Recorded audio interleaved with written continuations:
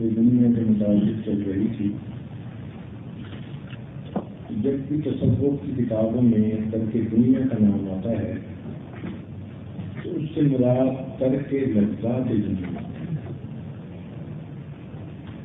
دنیا کی لذتوں کو ترک کرنا ہے. اب اس کا یہ مطلب بھی نہیں کہ انسان اچھے کھانے چھوڑ دے گا. اللہ رب العزت کا جو رزق سے ملے استعمال کرے گا، مگر دل میں حوث نہیں ہوگی، دل میں اشتہا نہیں ہوگی. جو مل جائے گا اللہ کی نعمت سمجھ کر استعمال کرے گا.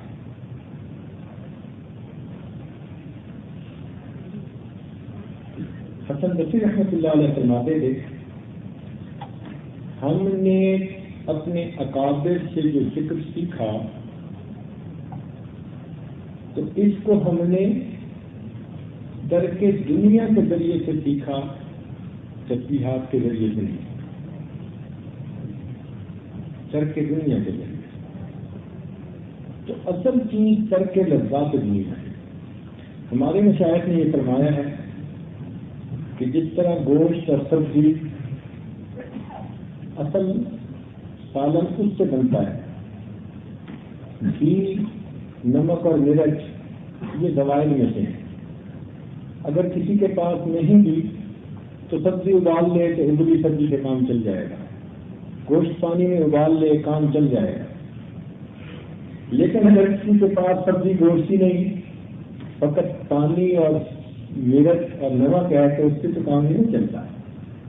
تو اوراد و وظائف کی مثال نمک اور مرچ کی نام ہے، اور ترک لذات دنیا، ترک خواہشات نفسانی، ان کی مثال سبزی اور گوشت مانے. تو جو آدمی چاہتا ہے کہ مجھے نسبت کا نور ملے، میرے سینے میں نسبت کا نور اثر کرے، اس کو چاہیے کہ دنیا کی لذات سے کنارہ کرے، طلب چھوڑ دے. اللہ تعالیٰ نے جو رزق پہنچانا ہے وہ پہنچے گا. حوث اپنے اندر سے ختم کر کے دل میں اشتہا نہ ہو اس کی. اس کو کہتے ہیں ترک لذات دنیا، اور اکثر کتابوں میں ترک دنیا کے نام سے اس کا مضمون آتا ہے. اللہ رب العزت کا ارشاد ہے، وَاضْرِبْ لَهُم مَّثَلَ الْحَيَاةِ الدُّنْيَا كَمَاءٍ أَنزَلْنَاهُ مِنَ السَّمَاءِ. تو اس آیت کے اندر اللہ رب العزت نے دنیا کی مثال پانی کے ساتھ دی ہے. قرآن مجید میں عجیب حکمت ہے، بلاغت ہے. اب دنیا کو پانی کے ساتھ کی مثال دی تو اس میں کئی چیزیں آپ کو قدر مشترک نظر آئیں گی. مثال کے طور پر پانی ایک جگہ پر بھی نہیں ٹھہرتا، یہ اس کی صفت ہے.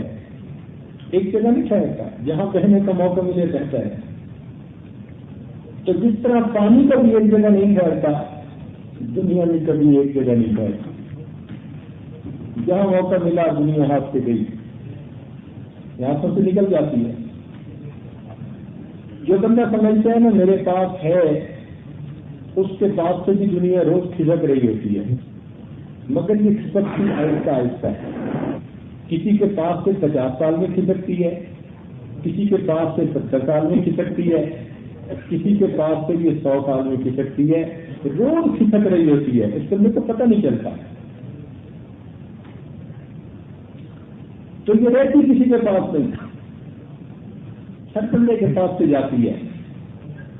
اس نے کئیوں سے نکاح کیے اور کئیوں کو رنڈوا کیا. ایک بزرگ نے اسے دیکھا دنیا کو تو تمہاری لڑکی کی مانے. اس نے کہا کہ تو نے تو لاکھوں کیے، پھر کنواری کی کنواری. کہنے لگی کہ جنہوں نے مجھ سے نکاح کیے وہ مرد نہیں تھے، اور جو مرد تھے وہ نکاح سے آمادہ ہی ہوں گے. تو اللہ والے اس کی طرف محبت کی نظر سے نہیں دیکھتے، ان کی نظر میں مطلوب حقیقی ہوتا ہے، بس اسی کی طرف توجہ ہوتی ہے.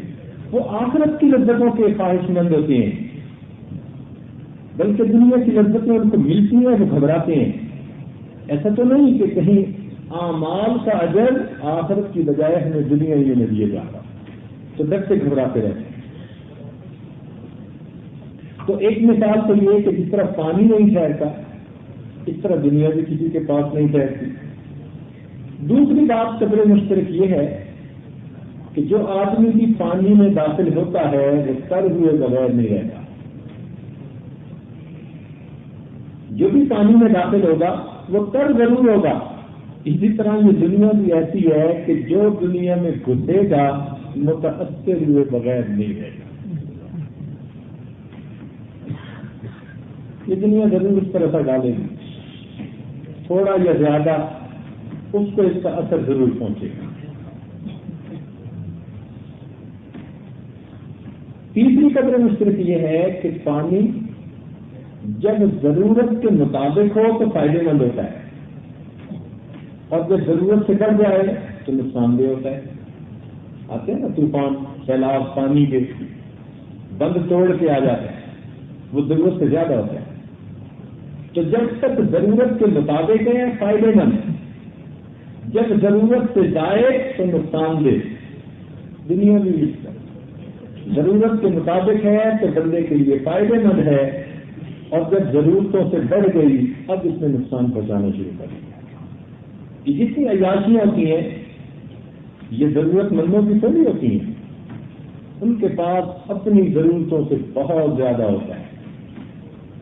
جو لوگ بازیاں لگاتے ہیں ایک ایک رات میں لاکھوں کماتے ہیں تو وہ کوئی ضرورت کا پیسہ تھوڑا ہوتا ہے، پرواہ نہیں ہوتی. تو جب بھی ضرورت سے زیادہ یہ ہوگا انسان کے اوپر اس کا اثر ہوگا. تو یہ تین چیزیں آپس میں قدر مشترک ہیں، لیکن ایک تفسیر میں اس کی عجیب بات لکھی ہوئی تھی اسی آیت کے تحت کہ اللہ رب العزت نے اس کو پانی کے ساتھ مشابہت اس لیے دی ہے، پانی کثیر بھی ہو تو پاک ہوتا ہے، لیکن شرط یہ ہے کہ اس کا ذائقہ نہ بدلے، اس کا رنگ نہ بدلے اور اس کی بو نہ بدلے. اگر اس میں بدبو آ گئی جتنا مرضی ہے سب ناپاک. اگر ذائقہ بدل گیا جتنا مرضی ہے سب ناپاک. اور اگر رنگ بدل گیا پانی کا تو جتنا مرضی ہے سب ناپاک. تو فقہا نے تین شرائط لگائی ہیں. کثیر پانی پاک ہے، پاک کرنے والا ہے، مگر شرط یہ ذائقہ نہ بدلے، رنگ نہ بدلے، بو نہ بدلے. اسی لیے وضو میں چہرے کا دھونا فرض ہے. فاغسلوا وجوہکم سے شروع فرمایا اللہ تعالیٰ نے قرآن پاک میں، حالانکہ اس سے پہلے ہاتھ بھی دھوتے ہیں، منہ میں بھی کلی کرتے ہیں اور ناک میں بھی پانی ڈالتے ہیں. تو طالب علم کے دل میں ایک سوال پیدا ہوتا ہے کہ سنت کو مقدم کیوں کیا فرض کے اوپر؟ حق تو یہ بنتا ہے کہ فرض کو مقدم کیا جاتا سنت کے اوپر. سنتیں بعد میں ہوتی لیکن یہاں سنتوں کو مقدم کیا فرضوں کے اوپر. تو فقہا نے اس کا یہی جواب دیا. وہ فرماتے ہیں کہ جب کوئی آدمی پانی کے ساتھ وضو کرنے لگے گا، جب وہ پانی کو اپنے ہاتھ میں لے گا تو آنکھوں سے دیکھ کر اسے پانی کے رنگ کا پتہ چلے گا. جب منہ میں ڈالے گا ذائقے کا پتہ چلے گا، جب ناک میں ڈالے گا اس کی بو کا پتہ چلے گا. جب ذائقہ بھی ٹھیک، رنگ بھی ٹھیک، بو بھی ٹھیک، یہ پاک پانی ہے. اب شریعت نے فرض ادا کرنے کا حکم دیا کہ چہرے کو دھو. تو یہ تین شرائط ہیں اس کی پانی کے پاک ہونے کی. اسی طرح کسی کے پاس کتنا مال کیوں نہ ہو، اگر حرام کی وجہ سے اس کا ذائقہ نہیں بدلا، اگر مشتبہات کی وجہ سے اس کا رنگ نہیں بدلا، اور اگر فقر و غرور کی وجہ سے اس کی بو نہیں بدلی، تو جتنا بھی پانی ہو سب کا سب پاک ہو جائے. یہ تین چیزیں اس پانی کو ناپاک بناتی ہیں. جس بندے کے اندر حرام آئے، مشتبہ مال آ جائے، یا جس کے پاس حلال مال اگرچہ ہو مگر تکبر آ جائے، میں آ جائے، تو ان تین چیزوں کی وجہ سے یہ پانی کی مانند دنیا ناپاک ہو جائے۔ اللہ رب العزت ایک اور جگہ ارشاد فرماتے ہیں وما هذه الحیات الدنیا الا لهو ولعب وان الدار الآخرة لهی الحیوان لو كانوا یعلمون۔ اور یہ دنیا کی زندگی نہیں مگر کھیل تماشا، اور آخرت کی زندگی تو ہمیشہ رہنے والی ہے، کاش کے یہ جان لیتے۔ اب اس آیت کے اندر اللہ رب العزت نے دنیا کی زندگی کو کھیل تماشے کے ساتھ تشبیہ دی۔ سبحان اللہ، قرآن عظیم الشان کی کیا عجیب باتیں ہیں، معرفتیں ہیں۔ دنیا میں سب سے جلدی ختم ہونے والی چیز وہ کھیل تماشا ہوتا ہے۔ گھڑی دو گھڑی کا ہوتا ہے، گھنٹے دو گھنٹے، یہ جتنے کھیل تماشے ہیں سب چند گھڑیوں کے۔ سکرین پہ تماشا دیکھیں تو بھی چند گھڑی کا، سرکس کا تماشا چند گھڑی کا، ریچھ بندر کا تماشا دیکھا کرتے تھے چند گھڑی کا۔ تو کھیل تماشے کو ہمیشہ لوگ سمجھتے ہیں یہ چند گھڑی کا ہوتا ہے۔ تو اللہ رب العزت نے اس کو کھیل تماشے پر تشبیہ دی تاکہ لوگوں کو پتہ چل جائے کہ یہ دنیا گھڑی دو گھڑی کا معاملہ ہے، اس سے زیادہ بھی بات نہیں ہے۔ تو ایک تو اس کو کھیل تماشے کے ساتھ نسبت دی تاکہ پتہ چلے کہ یہ دنیا کی زندگی کا معاملہ بہت تھوڑا ہے، اور یہی وجہ ہے کہ قیامت کے دن لوگ کہیں گے ما لبثوا غیر ساعۃ، ہم تو نئی دنیا میں رہے بس گھڑی دو گھڑی، پوری گزری زندگی ہم کو گھڑی دو گھڑی نظر آئی۔ حتیٰ کہ کچھ تو کہیں گے کہ ہم دنیا میں نہیں رہے الا عشیۃ او ضحاھا، صبح کا تھوڑا سا وقت یا شام کا تھوڑا سا وقت، 100 سال کی زندگی یوں لگے گی۔ اب بتائیے، خواب تھا جو کچھ کے دیکھا، جو سنا افسانہ تھا، وائے ناکامی لک۔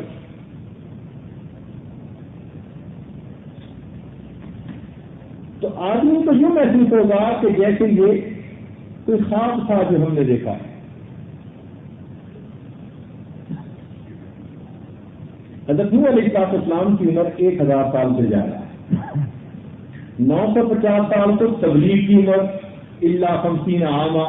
قرآن نے فیصلہ دے دیا کہ 950 سال تو قوم کو انہوں نے دعوت دی، پھر اس کے بعد عذاب آیا، اور عذاب کے بعد بھی پھر 60 سال زندہ رہے، تو 1000 سال سے زیادہ کی زندگی۔ روایتوں میں آتا ہے کہ جب ان کی وفات ہوئی اللہ رب العزت نے پوچھا میرے پیارے نبی آپ نے دنیا کی زندگی کو کیسے پایا؟ جواب دیا اللہ یوں محسوس ہوا ایک مکان کے 2 دروازے تھے، میں ایک میں سے داخل ہوا اور دوسرے میں سے باہر نکلا۔ اب جب 1000 سال کی زندگی کے بعد یوں محسوس ہوگا کہ ایک دروازے سے میں داخل ہوا اور دوسرے سے باہر نکلا، تو پھر دنیا کی زندگی کا کیا کرے گا؟ اس لیے مرنے والے کو ہمیشہ ہی محسوس ہوتا ہے کہ بس تھوڑی دیر کی بات ہے۔ اور آپ تجربہ کر کے دیکھ لیں، خود ہی اپنے بچپن پرائمری اسکول کی زندگی کو یاد کریں، آپ کو بھی محسوس ہوگا کل کی بات ہے، حالانکہ گزرے ہوئے 50 سال گزر گئے ہوں گے، خواب نظر آتا ہے۔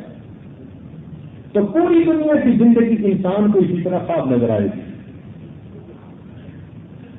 دوسری بات یہ تھی اس تشبیہ دینے میں کہ عام طور پر کھیل تماشا دیکھنے کے بعد بندے کو افسوس ہی ہوتا ہے یار پیسے ضائع کیے، وقت ضائع کیا۔ اکثر دیکھا کہ جو کھیل تماشا دیکھتے ہیں نا وہ بعد میں افسوس کرتے ہیں یار ضروری کام میرے رہ گئے، بس میں چلا گیا، تو وہ افسوس کرتے ہیں کہ میں نے وقت بھی ضائع کیا اور میں نے اپنا مال بھی ضائع کیا۔ بالکل یہی حال دنیا دار کا کہ اپنی موت کے وقت اس کو افسوس ہوتا ہے کہ افسوس میں نے اپنی ساری زندگی ضائع ہے۔ اس کو کھیل تماشا دیکھ کر حسرت اور افسوس ہوتا ہے، اور اس بندے کو زندگی گزار کر حسرت اور افسوس ہوتا ہے۔ تو اس لیے اللہ نے اس کو کھیل تماشے کے ساتھ تشبیہ دی۔ اور دوسری یہ بھی ہے کہ عام طور پر کھیل تماشے جو ہوتے ہیں آج کل کے وہ سائے کی مانند ہوتے ہیں، سکرین پہ چلنے والے، لگاتے ہیں بندے چل رہے ہیں، وہ بندے نہیں ہوتے، وہ سایہ چل رہا ہوتا ہے ان کا، اور جو ان کے پیچھے بھاگتے ہیں تو وہ سائے کے پیچھے بھاگ رہے ہوتے ہیں۔ تو دنیا کا معاملہ بھی ایسا ہے، جو دنیا کے پیچھے بھاگتا ہے سائے کے پیچھے بھاگ رہا ہے، کچھ حاصل نہیں ہوتا اس کو۔ اس لیے اللہ تعالیٰ نے اس کو کھیل تماشے کے ساتھ تشبیہ دی۔ تاہم نبی علیہ الصلوۃ والسلام نے ارشاد فرمایا، اور یہ حدیث بڑی غور طلب ہے، فرمایا الدنیا جیفۃ وطالبھا کلاب، دنیا مردار ہے اور اس کا طلب کرنے والا وہ کتا ہے۔ یہ حدیث کے الفاظ ہے۔ اب یہ چیز ذرا قابل غور ہے، نبی علیہ الصلوۃ والسلام جو امت پر اتنے شفیق تھے، اتنے مہربان تھے، ان کے یہ الفاظ کہ دنیا مردار ہے اور اس کا طلبگار کتا ہے۔ اب اس میں بھی نکات ہے، مختلف تفاسیر میں اس کے نکات ڈھونڈے جا سکتے ہیں، چلے ایک آپ کی خدمت میں بھی پیش کر دیں۔ دیکھیں، ایک کوا بھی ہے جو مردار کھاتا ہے اور کتا بھی ہے جو مردار کھاتا ہے۔ حدیث پاک میں کوے کے لیے لفظ استعمال نہیں ہوا، کتے کے لیے استعمال ہوا۔ اس کے پیچھے کچھ حقائق ہیں۔ مثال کے طور پر کوے کو جہاں کہیں کوئی مردہ ملتا ہے نا، وہ اکیلا نہیں کھاتا، وہ غل مچاتا ہے، شور مچاتا ہے، چیختا ہے اور اپنی برادری قوم کو بلاتا ہے، سب مل کے کھاتے ہیں۔ تو کوے کو مردار ملا تو اس نے کھانے کے لیے اوروں کو بھی ساتھ بلایا، لیکن کتا وہ مردار کو ہمیشہ اکیلا کھاتا ہے، وہ دوسرے کی شراکت پسند نہیں کرتا۔ اتنا بڑا اس کے سامنے مردار ہے کہ جو اس کے اپنے قد سے بھی 5 گنا بڑا، یہ نہیں کھا سکتا اتنا، مگر دوسرے کو برداشت نہیں کرے گا۔ کوئی اور کتا آ گیا، مردار کو چھوڑ کے اس کے ساتھ لڑنے لگ جائے گا، جو کبھی ہوگا وہی کھائے گا۔ تو کتے کے اندر یہ بات ہے کہ جو مردار کو اکیلا کھانا چاہتا ہے، دوسرے کی شراکت نہیں پسند کرتا۔ اور یہی حال دنیا دار کا، وہ بھی دنیا کا سارا فائدہ خود لینا چاہتا ہے۔ چند بندے مل کے بھی کام کرے نا تو ہر ایک کی خواہش ہوگی کسی نہ کسی طرح میرے کھاتے میں زیادہ آ جائے،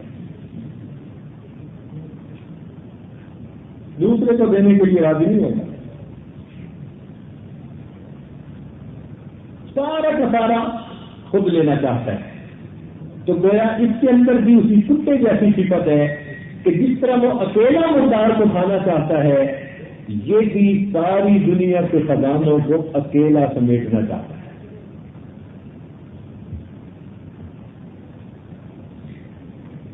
دوسرا یہ کہ کوا مردہ کوے تو نہیں کھایا کرتا، بلکہ اگر مردہ کوا کہیں پہ ہو نا تو کوے وہاں آتے ہی نہیں ہیں۔ تو کوا مردے کوے کو نہیں کھاتا، برخلاف کتے کے کہ اس کو اگر مردار کتا مل جائے تو یہ مردار کتے کو بھی کھا لیتا ہے، اپنی جنس کو مردار کو کھا لیتا ہے۔ تو ایک تو باقی مرداروں کو اکیلا کھانا چاہتے ہیں، اور اتنی ہے کہ اگر مردہ کتا مل جائے تو اس کو بھی کھا لیتا ہے۔ اور یہی حال دنیا دار کا کہ دنیا سے تو یہ دھوکے کرتا ہی ہے، اس کا شریک بھائی بھی اگر کوئی اس کے ساتھ کام کرے یہ اس کو بھی دھوکے دینے سے باز نہیں آتا۔ بھائی بھائی کو دھوکہ دے جاتا ہے، اپنوں کو دھوکہ دیتا ہے، اپنا بن کے دھوکہ دیتا ہے۔ رشتے دار قریب والے کام کرتے ہیں، دھوکہ دے جاتے ہیں اس دنیا کمیونی کی خاطر۔ تو ان کے اندر بھی وہی بات ہوئی جو کتے کے اندر ہے۔ اور تیسری ایک وجہ یہ کہ کوا دوسرے کووں سے عبرت پکڑتا ہے۔ کوئی آدمی کسی کوے کو مار کے لٹکا دے تو کوے ادھر آنا چھوڑ دیں گے، کبھی نہیں آئیں گے، وہ اس جگہ سے عبرت پکڑیں گے کہ ایک کوا اس نے مارا، اب ہم نے اس طرف نہیں جانا. تو کوے کے بعد کہ وہ دوسرے کووں سے عبرت پکڑتا ہے، لیکن کتا دوسرے کتوں سے عبرت نہیں پکڑتا. اور یہی حال دنیا دار میں، اس کے سامنے روز دنیا کے طلبگار مر رہے ہوتے ہیں، برا انجام ہو رہا ہوتا ہے، لیکن یہ بھی چاہتا ہے کہ مجھے بھی دنیا مل جائے. ایک کرسی کو چھوڑ کے ہٹتا ہے، دیکھتے ہیں کہ اس کو سولی سے لٹکا دیا، دوسرا تیار ہوتا ہے کہ کرسی مجھے دے دی جائے. عبرت نہیں پکڑتے. دوست کا تماشا آپ دنیا میں سنتے نہیں ہیں. رات کو امیر ہے، صبح کو فقیر ہے، رات کو وزیر ہے، صبح کو اسیر ہے، رات کو وزیر اعظم ہے، صبح کو اسیر اعظم ہے، رات کو صدر ہے، صبح ملک بدر ہے. لیکن عبرت کوئی نہیں پکڑتا. ایک جاتا ہے اور کئی تیار ہوتے ہیں. تو یہ دنیا داروں کے اندر یہ بات کہ یہ بھی عبرت نہیں پکڑتے دوسروں سے کہ دنیا کے ساتھ محبت کرنے والوں کا کیا انجام ہوا. جب وہ مرتے ہیں تو عبرت پکڑنے کی بجائے یہ اس کے لیے تیار ہوتے ہیں.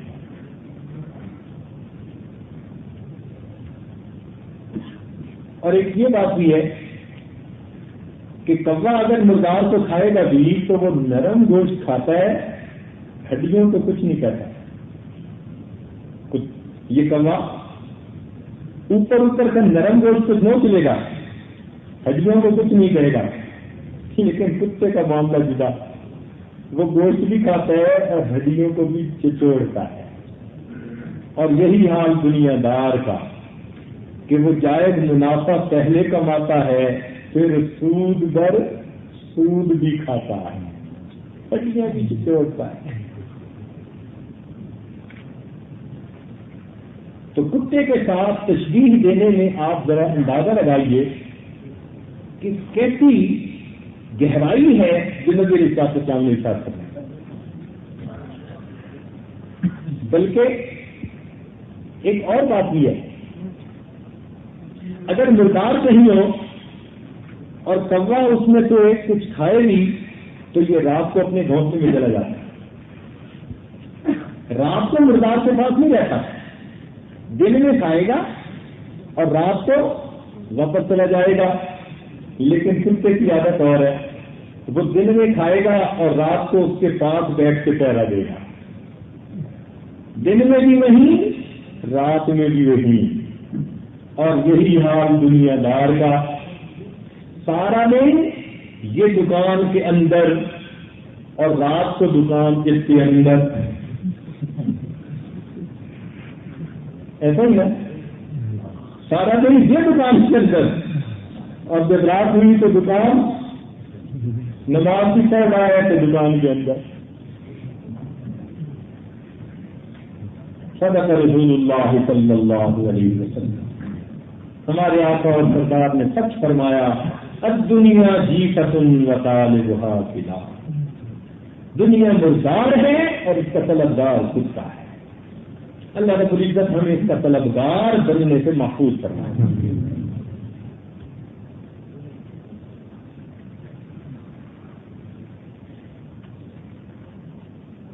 اور آج کی سب سے بڑی جو برائی ہے اور جو فتنہ ہے وہ یہی ہے، ہر بندے کے دل کی تمنا ہے کیا؟ یا لیت لنا مثل ما اوتی قارون. یہ آج کا سب سے بڑا فتنہ. اے کاش میرے پاس اتنا ہو جتنا کہ قارون کو نہ. انہ لذو حظ عظیم. ہر بندے کی تمنا الا ما شاء اللہ. اتنا کچھ سننے کے بعد دل میں ایک سوال تو پیدا ہوتا ہے نا کہ آخر دنیا کیسے کس کو ہے. مولانا روم رحمۃ اللہ علیہ نے ایک جگہ بہت اچھے انداز سے بات سمجھائی. وہ فرماتے ہیں چیز سے دنیا اب خدا غافل گزن. چیز سے دنیا اب خدا غافل گزن، نیک معاشو نقرو فرزند و زن. دنیا کیا ہے؟ اللہ رب العزت سے غافل ہونے کا نام دنیا ہے. یہ مال، پیسہ، بیوی اور بچے کا نام دنیا نہیں ہے. دنیا اللہ سے غافل ہونے کا نام ہے. تو جو چیز بھی اللہ سے انسان کو غافل کر دیتی ہے وہ چیز دنیا. ایک آدمی ہو سکتا ہے مسلح سے بیٹھ کے بھی دنیا دار ہو، اور ہو سکتا ہے کہ ایک آدمی دکان پہ بیٹھ کے بھی دیندار ہو. تو یہ دل سے منحصر ہے کہ دل کی نیت کیا ہے. شیخ صاحب نے رحمۃ اللہ نے لکھا ہے، میں حج پر گیا، میں نے ایک آدمی کو دیکھا کہ غلاف کعبہ پکڑ کے رو رہا ہے، دعائیں مانگ رہا ہے، لیکن جب اس کے دل کی طرف متوجہ ہوا تو اس کا دل اللہ سے غافل تھا. غلاف کعبہ کو پکڑ کے دعائیں مانگ رہا ہے اور دل اللہ سے غافل ہے. وہ کیسے؟ وہ ایسے کہ اس کے ساتھ اور بھی کچھ لوگ حج پہ آئے ہوئے تھے، تو جب یہ پکڑ کے رو کے دعائیں مانگ رہا تھا نا، اس کے دل میں تمنا ہو رہی تھی کہ میرے دوست دیکھتے کہ میں کیسے دعائیں مانگ رہا ہوں. اب جب یہ بات سننے ہوگی کہ میرے دوست دیکھتے کہ میں کیسے دعائیں مانگ رہا ہوں، تو یہ تو دنیا ہوگی. یہ اللہ کے لیے تو نہیں کر رہا، یہ تو دکھاوے کے لیے کر رہا ہے. تو غلاف سے کعبہ کو پکڑ کے دعا مانگ رہا ہے، دل اللہ کے غافل ہے. اور فرماتے ہیں پھر میں مینا میں آیا تو وہاں پر میں نے دیکھا کہ ایک نوجوان خرید و فروخت کر رہا تھا اپنا مال. اس کے گرد اتنا مجمع تھا کہ ان کے جھرمٹ میں وہ تھا. فرماتے ہیں میں اس کے دل کی طرف متوجہ ہوا، میں نے اس کے دل کو ایک لمحہ بھی اللہ سے حاصل نہیں پایا. یہ مقصود ہے کہ ہم اپنے کاروبار میں ہوں، کام میں ہوں، جہاں کہیں بھی ہوں، ہمارا دل ہر وقت اللہ کی یاد میں لگا ہوا. رجال اللہ تلہیہم تجارت ولا بیع عن ذکر اللہ وإقام الصلاة وإيتاء الزکاة یخافون یوما تتقلب فیہ القلوب والابصار. تو یہ مقصود ہے. اور ہمارے مشائخ بھی کام کاروبار تو نہیں چھڑواتے کسی سے کہ کوئی آئے گا تو کہیں گے بھائی دکان چھوڑ کے ہمارے پاس آؤ نا. ہم بھی دکان کا وقت آپ سے نہیں مانگتے، ہم تو سارے وقت آپ سے مانگتے ہیں. اور یقین کیجیے آج کا مسلمان اگر سارے وقت بھی دین پر لگانا شروع کر دے، اللہ رب العزت اس کی بگڑی بنا دے. اتنی آسانی اللہ نے کر دی ہے. دیکھیں پروردگار نے ظاہری سفر میں آسانیاں کی ہیں یا نہیں؟ پہلے اونٹوں پہ سفر ہوتا تھا، گھوڑوں پہ سفر ہوتا تھا، اور آج کل کے زمانے میں بسوں پہ، ٹرینوں پہ، ہوائی جہازوں پہ. پہلے 1000 میل کا سفر کرنا ہوتا تھا تو انسان کو 1 مہینہ لگتا تھا. گھوڑے اور اونٹ پہ 20 میل کا سفر ایک دن میں کرتے تھے قافلے. یہ ان کے ایک مطلب ہے متفق کا سفر طے تھا، منزل طے تھی. تو وہ 20 میل کا سفر کرتے تھے، پھر پڑاؤ ڈال دیتے تھے، پھر 20 میل کا سفر کرتے تھے، پھر پڑاؤ ڈال دیتے تھے. اب اندازہ لگائیے کہ وہ 20 کی جگہ میں کہتا ہوں کہ اگر 30 میل بھی سفر کر لے تو 1000 میل کے سفر کے لیے 1 مہینہ درکار ہے. اور آج 1000 میل کا سفر کرنا ہو تو 1 گھنٹہ درکار ہے. 1 گھنٹے میں جہاز اڑے گا، یہاں سے انسان 1000 میل دور پہنچ جائے گا. تو سوچنے کی بات ہے، جو پروردگار اتنا مہربان ہے کہ اس نے بندوں کی کمزوریوں کو دیکھتے ہوئے ان کے ظاہری سفر کے لیے آسانیاں پیدا فرما دی، اس پروردگار نے بندوں کی کمزوریوں کو دیکھ کر باطنی سفر کی آسانیاں کتنی پیدا کر دی. تو اس لیے یہ سفر آسان ہے، باطن کا مشکل نہیں ہے، ڈویبل ہے، ہر بندہ کر سکتا ہے. کوئی بندہ یہ نہیں کر سکتا کہ یہ میں تو کر ہی نہیں سکتا. نہیں، بیمار بھی کر سکتا ہے، کام والا بھی کر سکتا ہے، بوڑھا بھی کر سکتا ہے، جوان بھی کر سکتا ہے.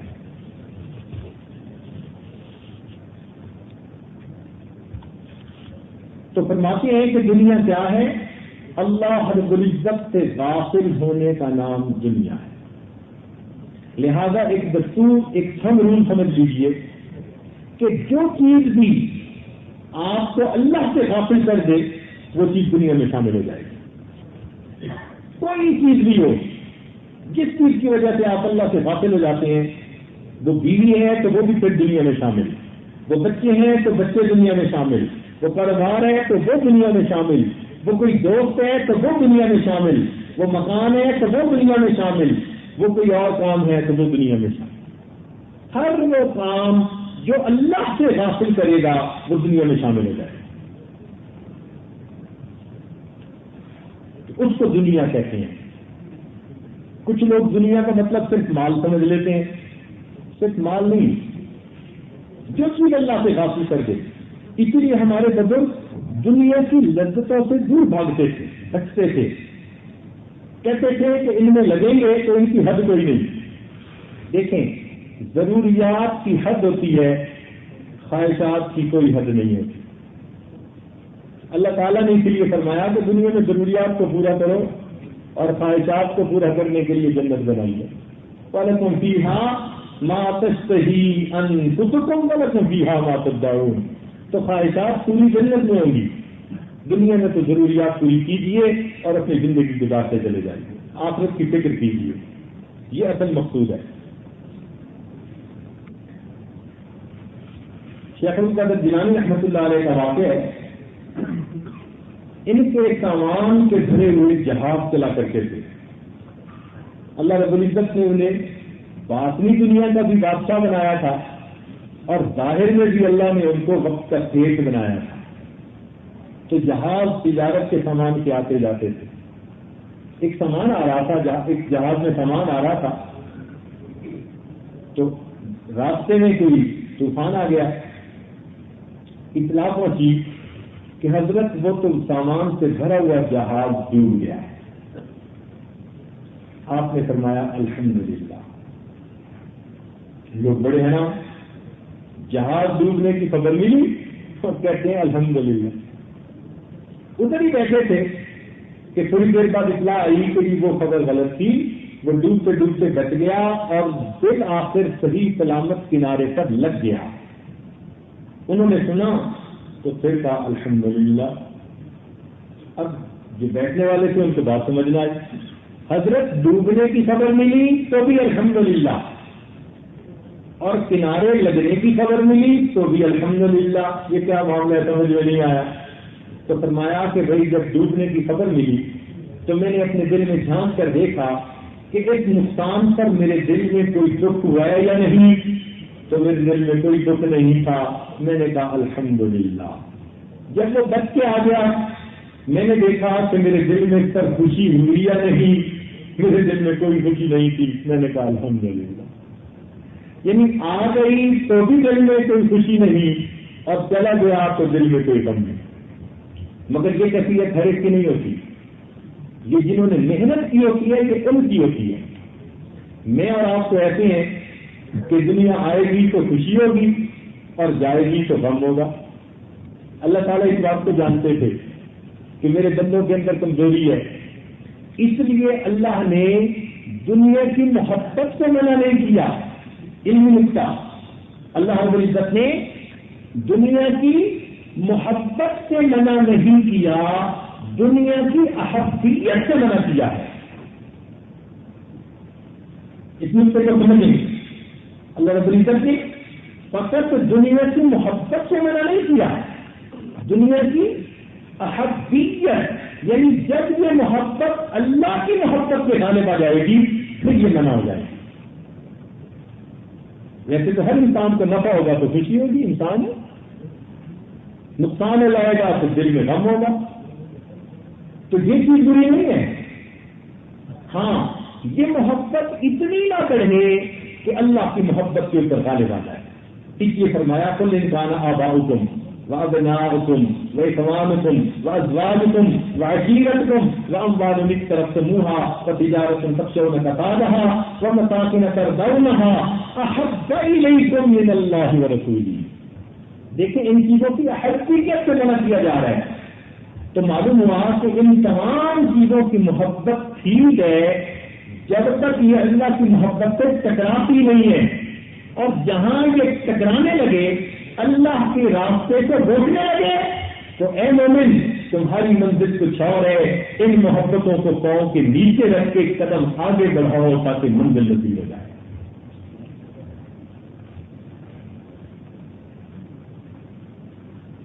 اس لیے ہمارے مشائخ وہ اللہ کی یاد میں لگے ہوتے تھے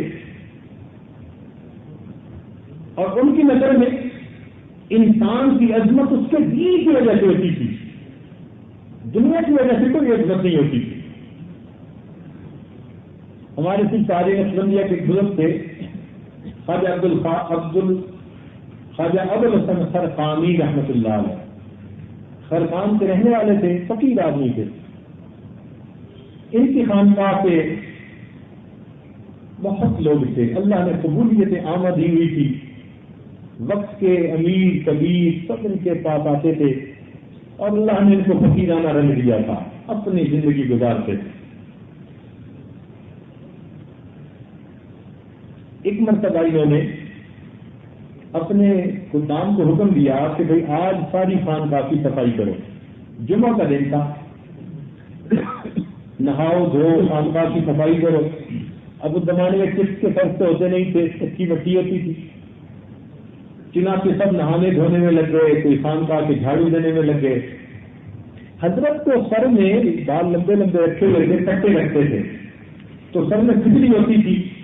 اب کھجلی کبھی تو ہوتی ہے جوؤں کی وجہ سے اور کبھی ہوتی ہے اگر زیادہ دن بندہ نہ نہائے تو ویسے ہی خارش ہوتی ہے سر، تو حضرت کو سر میں خارش ہو رہی تھی۔ تو آپ نے اپنے خادم سے کہا کہ ذرا میرے بالوں میں دیکھو بھائی جوئیں ہیں یا کیا ہے؟ اس نے کہا بہت اچھا۔ اب یہ بیٹھ گئے اور اس نے جوئیں دیکھنی شروع کر دی، ڈھونڈنی شروع کر دی، شاید جوئیں ہوں۔ باہر لوگوں نے جھاڑو دینے شروع کر دیے، خوب آندھی تھی۔ اللہ کی شان کے عین اس وقت سلطان محمود غزنوی جو اس وقت افغانستان کا بادشاہ تھا، غزنہ میں رہتا تھا، وہ وہاں سے حضرت کی ملاقات کے لیے پہنچ گیا۔ اب جب طلباء نے دیکھا کہ بادشاہ سلامت آ گئے تو وہ گھبرائے کہ یہ تو مٹی اڑ رہی ہے، تو ان میں سے ایک بھاگا کہ میں حضرت کو پہلے اطلاع دوں۔ اب یہ بھی بھاگا اور پیچھے سے بادشاہ صاحب بھی چلے آئے، تو اس نے آ کے اندر عجیب منظر دیکھا کہ حضرت کو ایسے سر جھکا کر بیٹھے ہیں اور اوپر جو نوجوان ہے خادم وہ آپ کے بالوں میں سے جو تلاش کر رہا ہے۔ اب اس نے اس کو اشارہ کیا کہ وہ بادشاہ سلامت آ رہے ہیں۔ اب جب اس نے اشارہ کیا بادشاہ سلامت آ رہے ہیں تو وہ نوجوان بھی سن کے ذرا گھبرا کر گیا، نروس ہو گیا۔ اس نے کہا حضرت حضرت حضرت نے اس کی طرف سر اٹھا کے دیکھا، کہنے لگا حضرت وہ بادشاہ سلامت آ گئے ہیں۔ کہنے لگے ہو میں سمجھا تیرے ہاتھ میں کوئی بڑی چیز ہوا ہے۔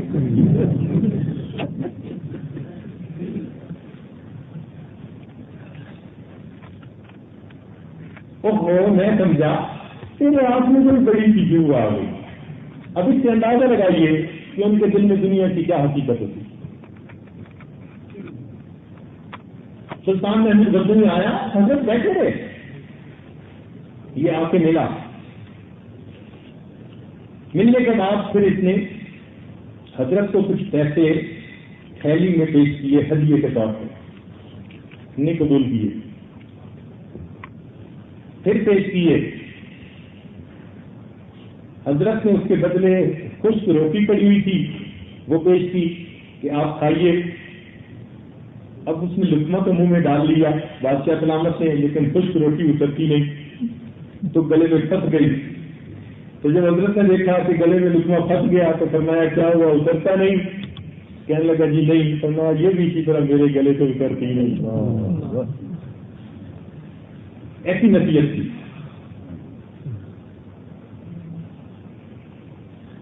خیر بادشاہ نے جب ان کی صحبت میں بیٹھا تو اثر قبول کیا۔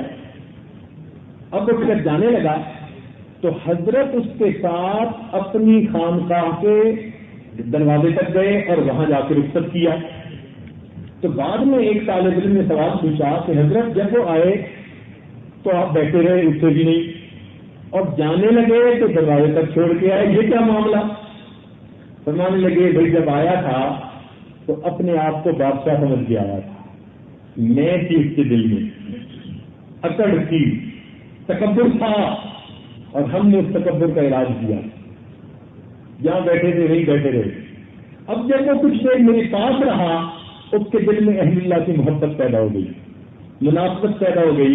اب اس کے اندر آج بھی آ گئی تھی اب اس کے اندر جو اہل اللہ کی محبت اور عاجزی تھی، میں نے اس کی قدردانی کرتے ہوئے ان کو خانقاہ کے اس دروازے تک جا کر چھوڑا، تو دیکھا ان کی نظر کہاں رہتی۔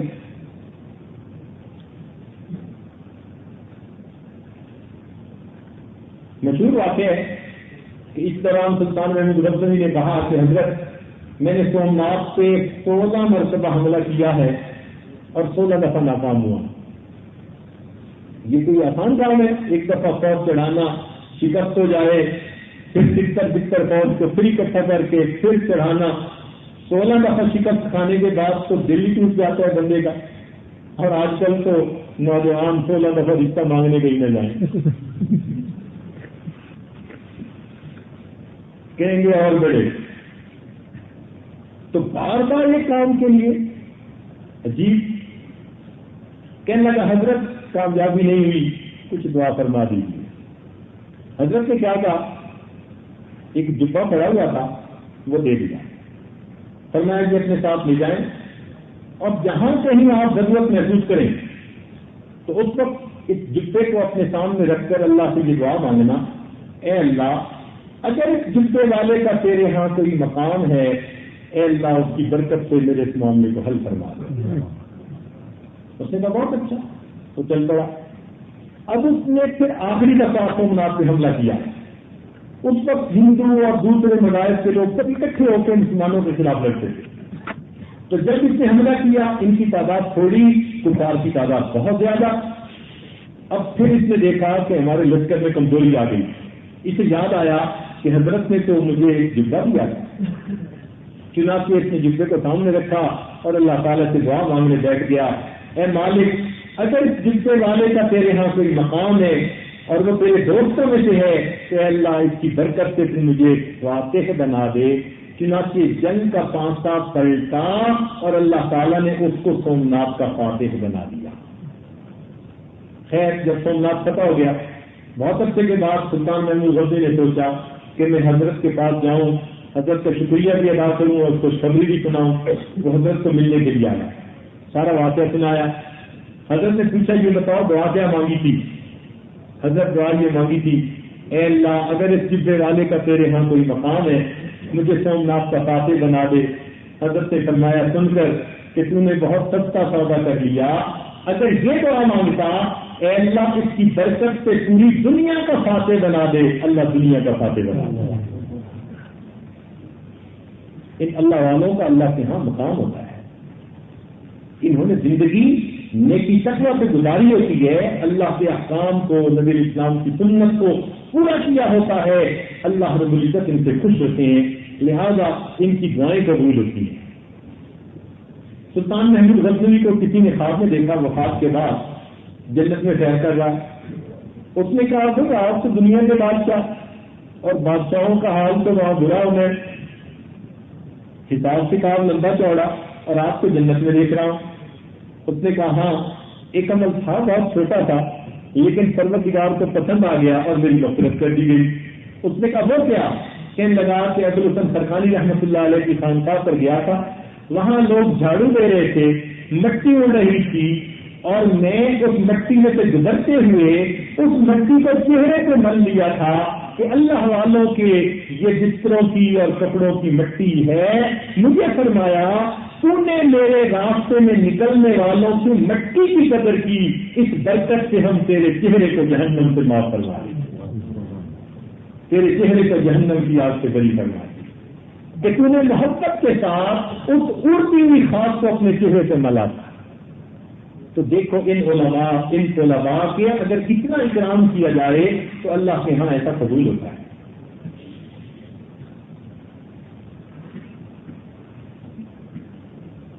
ہمارے مشائخ پر کئی ایسے مواقع آئے کہ ان کو وقت کے بادشاہوں نے بڑی بڑی جاگیریں پیش کی، انہوں نے قبول نہیں کی اپنی بات کے لیے، ہمیشہ اپنے آپ کو علیحدہ رکھا۔ چنانچہ ایک بزرگ سے ان کو بلایا گیا تو بادشاہ سلامت نے کچھ پیش کیا تو انہوں نے انکار کر دیا۔ بادشاہ پریشان تو ہوا، مگر چپ ہو گیا، کہنے لگا کیا کوئی اور حکم ہو تو بتائیں؟ کہنے لگے حکم یہ ہے کہ مجھے دوبارہ نہ بلانا۔ حکم یہ ہے کہ مجھے دوبارہ نہ بلانا، آنا ہی نہیں چاہتا تیرے پاس.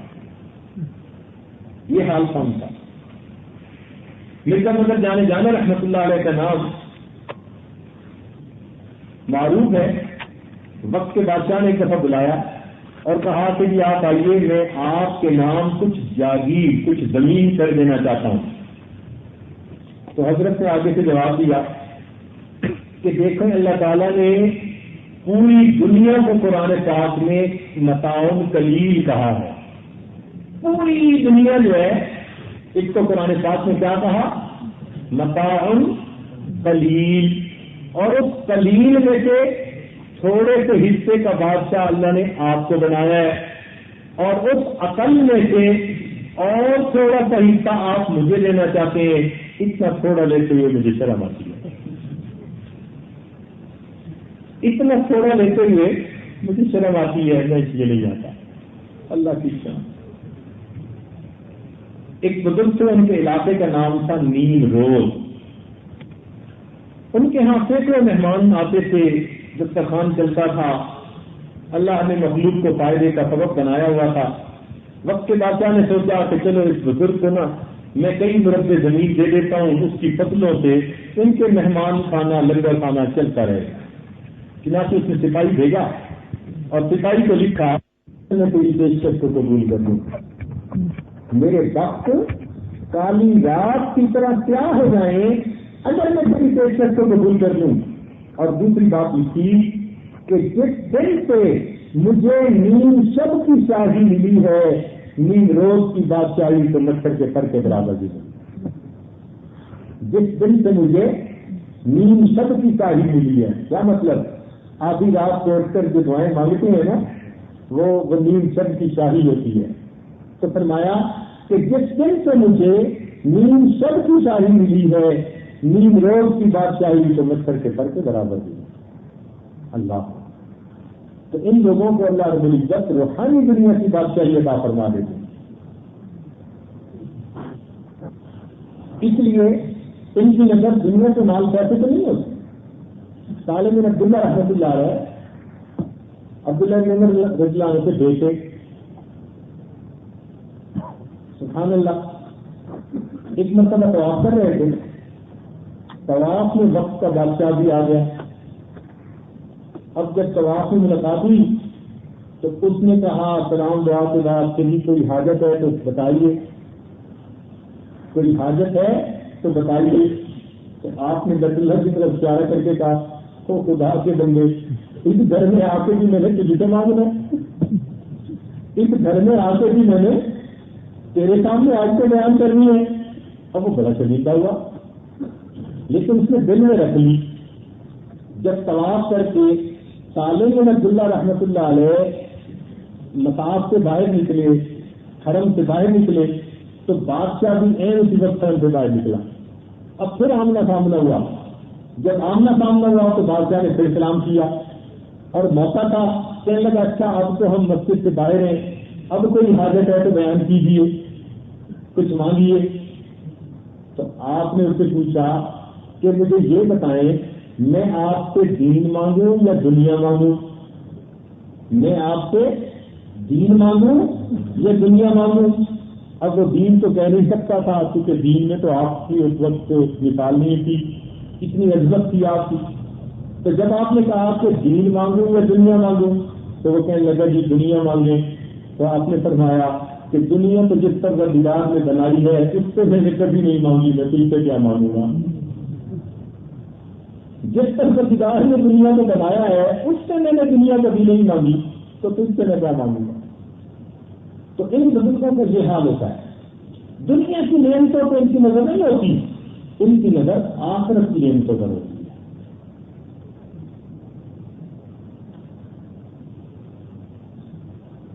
اس لیے فرمایا کہ دنیا اور آخرت دو سوپنے ہوتی ہیں نا، ایک سے نکاح کرو تو دوسری میں رات.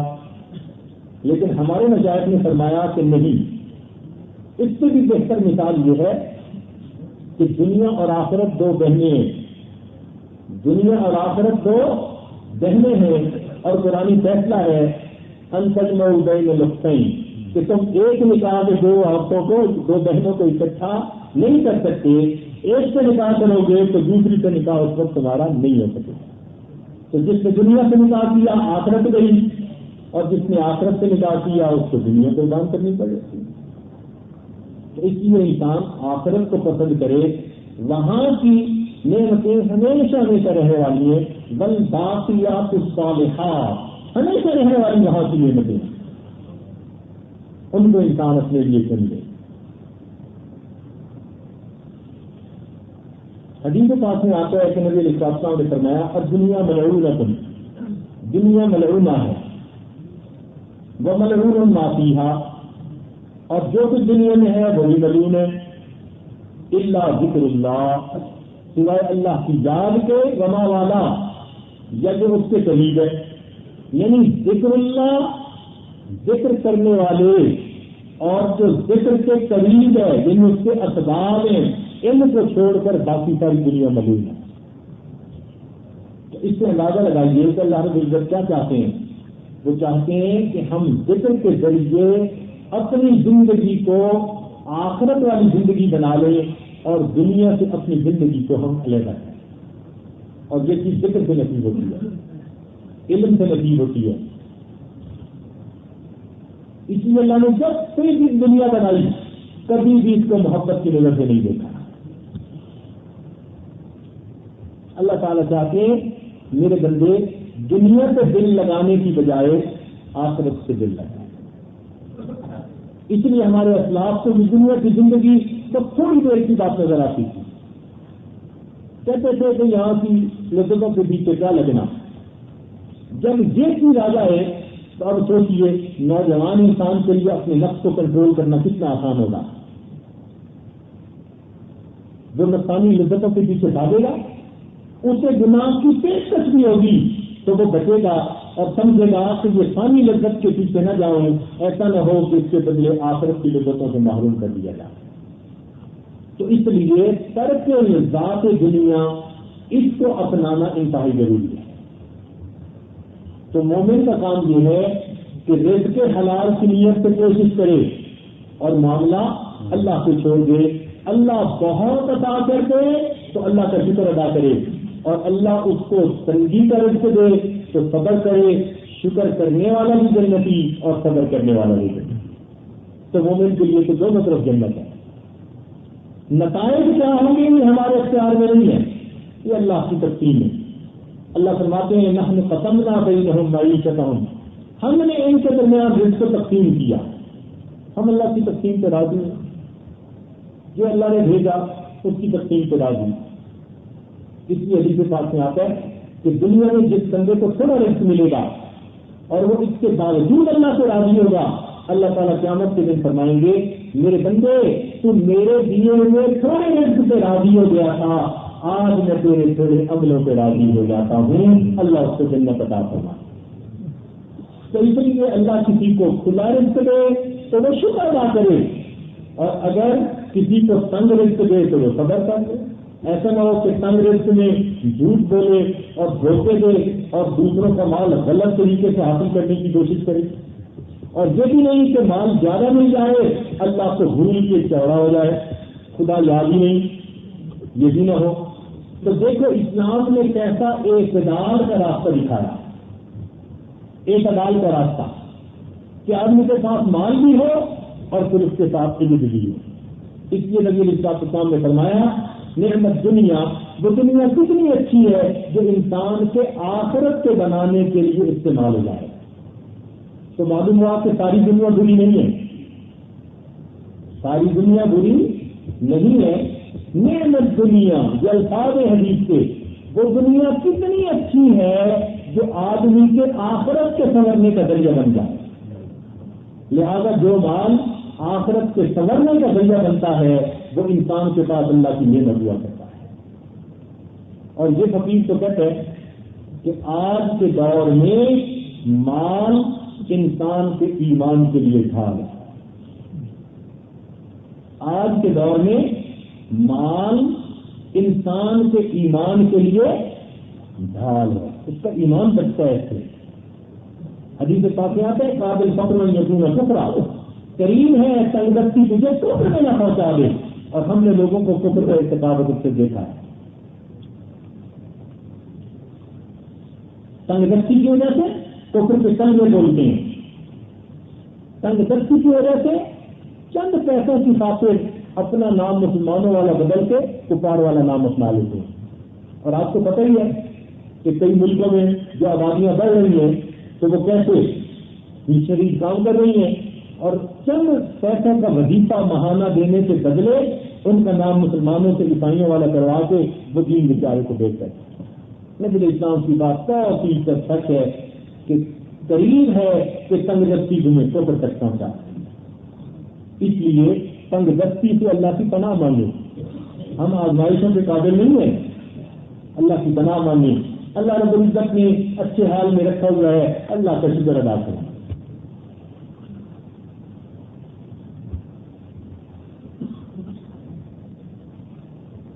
ایک جانور ایک پرندہ ہے جس کو مرغابی کہتے ہیں. اس کی جیسی سطح سے وہ پانی میں بیٹھتی ہے, لیکن جب اڑنے کا وقت آتا ہے تو وہ کہیں پانی سے ہی ٹیک آف کر جاتی ہے, اڑ جاتی ہے. اس کو اڑنے میں کوئی رکاوٹ نہیں ہوتی. تو علماء نے لکھا ہے کہ اڑنے میں رکاوٹ کیوں نہیں ہوتی؟ اس لیے کہ وہ پانی میں تو بیٹھتی ہے, اس کے پر ایسے ملائم ہوتے ہیں کہ اس کے پر پانی سے بھیگتے نہیں ہیں. اس کے پر پانی سے بھیگتے نہیں ہیں, لہذا اڑنے کا وقت آتا ہے تو وہ فوراً اڑ جاتی ہے. تو مومن کو بھی چاہیے کہ وہ مرغابی طرح بنے کہ پانی کی طرح اگر مال ہے تو یہ پانی کے اندر رہے مگر اپنے پروں کو بھیگنے نہ دے. جب موت کا وقت آ جائے تو یہ مرغابی کی طرح اڑان لگا کر اپنے اپنی گھر کی طرف چلا جائے. تو دنیا سے اپنے پروں کو تر نہ ہونے دے. یہ جو مال ہے نا, اس کی مثال پانی کی ہے. کشتی چلنے کے لیے پانی ضروری, کشتی چلنے کے لیے پانی ضروری. کشتی خشکی پہ تو نہیں چلتی, نہ پہاڑوں پہ چلتی ہے. چلے گی تو کہاں چلے گی؟ پانی میں چلے گی. تو کشتی کے چلنے کے لیے پانی ضروری ہے, مگر کشتی کب چلتی ہے؟ جب یہ کشتی پانی کشتی سے نیچے ہوتا ہے. کشتی کب چلتی ہے؟ جب پانی کشتی کے نیچے ہوتا ہے. اور اگر نیچے کی بجائے پانی کشتی کے اندر آ جائے تو یہی ڈوبنے کا سبب بن گیا. تو یہاں سے معلوم ہوا اے مومن تیرا مال پانی کی طرح ہے, تو کشتی کی مالک ہے. اگر یہ مال تیرے نیچے رہا یہ تیرے تیرنے کا ذریعہ بنے گا, اور اگر یہاں سے نکل کے تیرے دل میں آ گیا تو پھر یہ تیرے ڈوبنے کا سبب بن جائے گا. تو جیب میں مال ہو تو بہترین خادم ہے, اور اگر دل میں مال ہو تو بدترین آقا ہے. یہ بہترین خادم ہے اور بدترین آقا ہے. اور ہم نے دیکھا کہ جو انسان اللہ کے راستے میں جتنا خرچ کرتا ہے اللہ اسے اور دیتے. اچھا یہ اتنے لوگ بیٹھے ہیں اور ماشاء اللہ اس میں کوئی بھی حیثیت ہوں گے. آپ ایک بندہ کوئی بتا دیجئے جس نے دین کے کاموں پہ بہت خرچ کیا اور وہ بینکرپٹ ہو گیا. کوئی مثال دے سکتے ہیں؟ کوئی ایک بندہ دکھا دیجیے جس نے دین کی خاطر خوب خرچ کیا اور بینکرپٹ ہو گیا. کوئی مثال آپ پیش نہیں کر سکتے. میں نے دنیا کے کئی ملکوں میں یہ بات پوچھی, آج تک کوئی نہیں جواب دے سکا. اور میں آپ کو مثالیں دیتا ہوں جنہوں نے دنیا کمائی اور خوب کمائی اور دنیا کے اللے تللے میں پڑے رہے اور بینکرپٹ ہوئے. درجنوں مثالیں, سینکڑوں مثالیں, کروڑوں پتی بینکرپٹ. سب پیسہ دنیا پہ لگا بینکرپٹ. تو جو دنیا کما کے دنیا میں لگا گئے وہ تو بینکرپٹ ہوتے دیکھتے, لیکن دین کی خاطر خرچ کرنے والا تو یہ بھی نہیں دیکھا. معلوم ہوا جو بندہ دین کے لیے جتنا خرچ کرتا ہے پروردگار عالم اسے اتنا زیادہ عطا فرما دیتا ہے. حضرت موسیٰ علیہ السلام کے زمانے میں ایک آدمی تھا, بہت بیچارہ غریب تھا, نانے شبینہ کو ترستا تھا. حضرت موسیٰ علیہ السلام سے ملاقات ہو گئی، کہنے لگا حضرت کلیم اللہ ہیں، جا رہے ہیں ٹور پر، اللہ سے فریاد پیش کر دینا، اللہ میری زندگی کا جو رزق ہے نا آنے والی زندگی کا ایک ہی دم میں دے دیں، میں چند دن تو خوب اچھی طرح کھا پی کے جاؤں، بس یہ گزارش کر دینا۔ موسیٰ علیہ السلام نے پہنچا دی بات، پروردگار عالم نے اسے رزق پہنچا دیا، چند بکریاں، کچھ بوریاں گندم کی اور جو بھی چیزیں تھیں وہ اسے مل گئی۔ حضرت موسیٰ علیہ السلام اپنے کام میں لگ گئے، جب لگ گئے 1 سال سے گزر گیا۔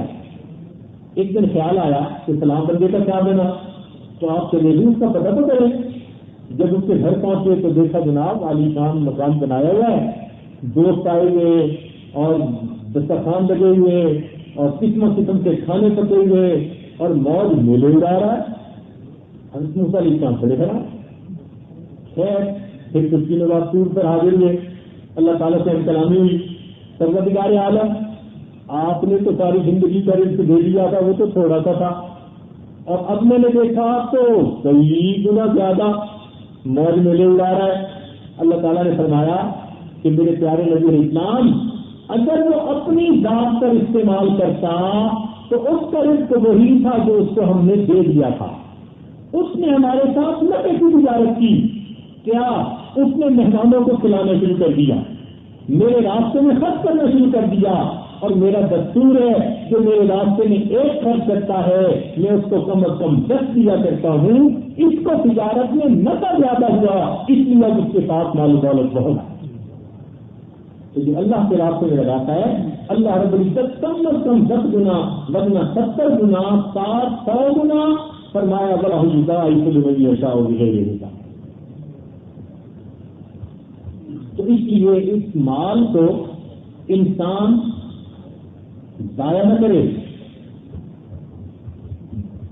ایک علمی نقطہ آپ کرتے چلیں ایک طالب علم ہونے کے ناطے، اللہ تعالیٰ نے قرآن مجید میں ایک بیت اللہ کو قیام کا سبب بتایا اور ایک مال کو قیام کا سبب بتایا، سمجھنے والی بات ہے۔ جعل اللہ الکعبۃ البیت الحرام قیاما للناس، اللہ تعالیٰ فرماتے ہیں کہ ہم نے کعبہ کو جو بیت الحرام ہے اس کو انسانوں کے قیام کا سبب بنایا ہے۔ ایک تو کعبہ کو بتایا اور دوسرا مال کو بتایا۔ ارشاد فرمایا قرآن عظیم الشان وَلَا تُؤْتُوا السُّفَهَاءَ أَمْوَالَكُمُ الَّتِي جَعَلَ اللَّهُ لَكُمْ قِيَامًا، تم اپنا مال بے وقوفوں کے سبب نہ کرو، ہم نے اس کو تمہارے قیام کا سبب بنایا۔ تو مال کا بھی قیام کا سبب بتایا، بیت اللہ کا بھی قیام کا سبب بتایا۔ مفسرین نے نقطہ لکھا بیت اللہ روحانی زندگی کے قیام کا سبب ہے اور مال انسان کی جسمانی زندگی کے قیام کا سبب ہے۔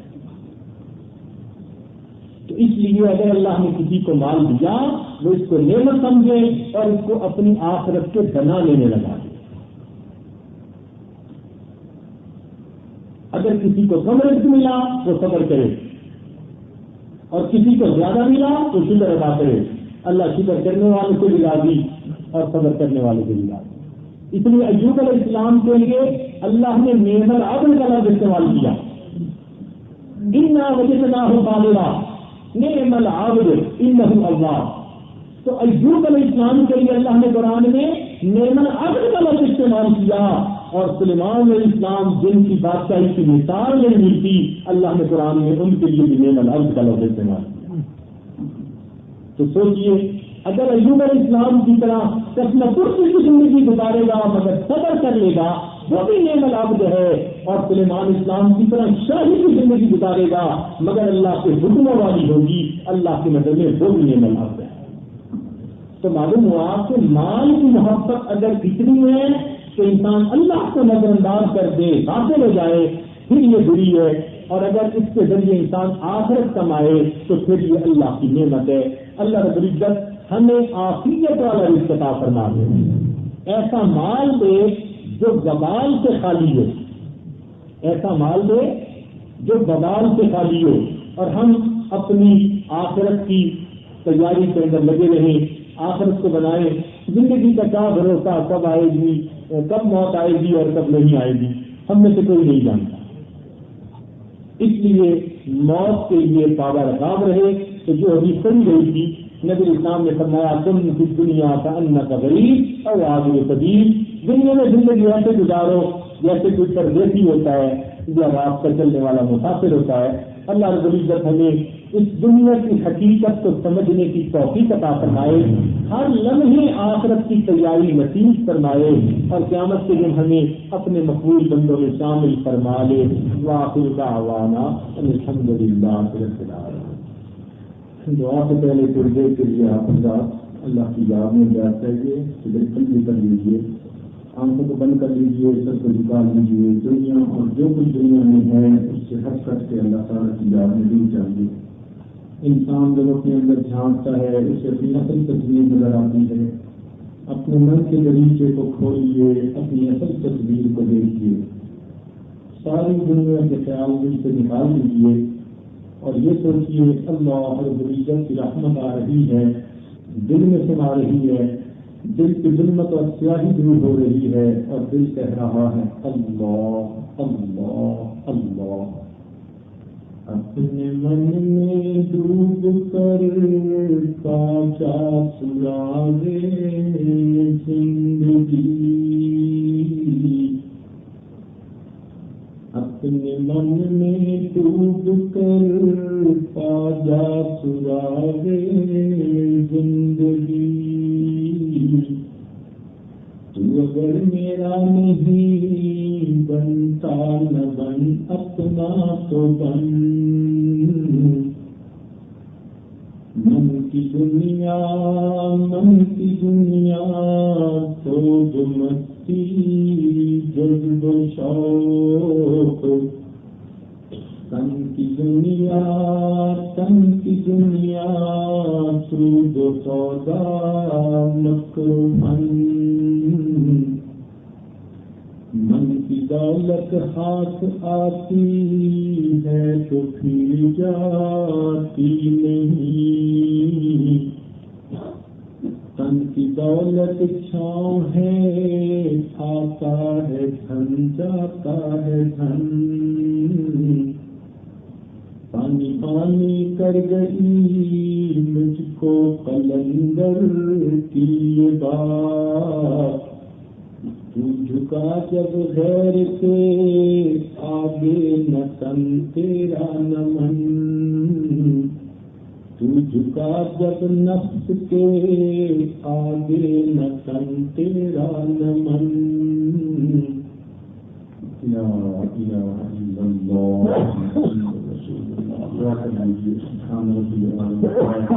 اللهم صل على سيدنا محمد وعلى آل سيدنا محمد وسلم. کریم ہم آپ کے آگے مسکین بندے ہیں, ہمارے گناہوں کو معاف فرما, ہماری خطاؤں سے درگزر فرما, ہمارے ایبوں کی پردہ فرما. اللہ ہماری نگاہوں کو پاک فرما, ہمارے دلوں کو صاف فرما, ہمارے سینوں کو اپنی محبت سے بغیر فرما. اپنے عشق کی آتش ہمارے سینوں میں پیدا فرما, ہمارے خاندان سے اپنے ذکر کو جاری فرما, روح سے اپنے ذکر کو جاری فرما. ہماری ہڈی ہڈی بولتی میں اپنی محبت پیدا فرما. اللہ جو گناہ ہم نے دن میں کیے وہ معاف فرما, جو راتوں میں کیے وہ معاف فرما, جو محفلوں میں کیے وہ معاف فرما, جو تنہائیوں میں کیے وہ معاف فرما. اللہ جو ارادے سے کیے وہ معاف فرما, جو بنا ارادے سے ہوئے وہ بھی معاف فرما. اللہ جو گناہ ہمیں یاد ہیں وہ بھی معاف فرما, اور جو گناہ کر کے ہم بھول گئے وہ بھی معاف فرما. رب کریم پورے دن سے محفوظ فرما, پوری رات سے محفوظ فرما, پورے انجام سے محفوظ فرما. ہدایت ملنے کے بعد گمراہی سے محفوظ فرما, عزت ملنے کے بعد ذلت سے محفوظ فرما, رستہ ملنے کے بعد بھٹکنے سے محفوظ فرما, ڈگمگانے سے محفوظ فرما, ڈرنے سے محفوظ فرما. गुनाहों की जिल्लत से महफूज फरमा, नफ़्स शैतान के मकरो फरेब से महफूज फरमा, बुरा चाहने वालों की बुराई से महफूज फरमा। ऐ अल्लाह हमें दुनिया की मोहब्बत से महफूज फरमा, ऐ अल्लाह दुनिया की मोहब्बत से महफूज फरमा, ऐ अल्लाह अपनी मोहब्बत नसीब फरमा, ऐ अल्लाह अपनी मोहब्बत नसीब फरमा, ऐ अल्लाह हमें हलाल तैयब पाकीज़ा रिज़्क़ नसीब फरमा, ऐ अल्लाह हमें हलाल तैयब पाकीज़ा रिज़्क़ नसीब फरमा, खैर के कामों में हमें खर्च करने की तौफीक नसीब फरमा, आखिरत बनाने संवारने की तौफीक नसीब फरमा। रब करीम हमारे हाल पर रहमत की नजर फरमा। जिन दोस्त अहबाब ने गाँव के लिए पैगाम भेजे, कहा, वादे लिए, अल्लाह उन सब की हाजात को पूरा फरमा। मालिक हमारे माँ बाप, खाले नजीब, मकाले, मशाइख, दोस्त दुनिया के पहुंच चुके सबकी मग़फ़िरत फरमा, और जिनकी आपकी मग़फ़िरत कर दी तो उनके आला दर्जात अता फरमा। ऐ मौला, जो मोतक़ीन यहाँ बैठे हैं कि तेरे दर के साइल हैं, मगते हैं तेरे दर के, अल्लाह तेरे दरवाजे को खटखटाते हैं और नफ़्स शैतान के मुकाबले में आपकी मदद चाहते हैं। अल्लाह हमारे लिए सुधरना मुश्किल है, मगर आपके लिए सुधार देना आसान है। अल्लाह तेरी एक निगाह की बात है, मेरी जिंदगी का सवाल है, एक रहमत की नजर डाल दीजिए, हमारे मन को धो दीजिए, बातिन को साफ कर दीजिए, गफलत से निजात अता फरमा दीजिए, रियाकारी से बचा दीजिए, इखलास की नेमत अता फरमा दीजिए, अपने प्यारे दर्दों में शामिल फरमा दीजिए। रब करीम हमारी इन दुआओं को कबूल फरमा। रब्बना तक़ब्बल मिन्ना इन्नका अंतस समीउल अलीम, तुब अलैना इन्नका अंतत तव्वाबुर रहीम। सल्लल्लाहु तआला अला हबीबिही सय्यिदना मुहम्मदिन व आलिहि व अस्हाबिही अजमाईन बिरहमतिका या अरहमर राहिमीन।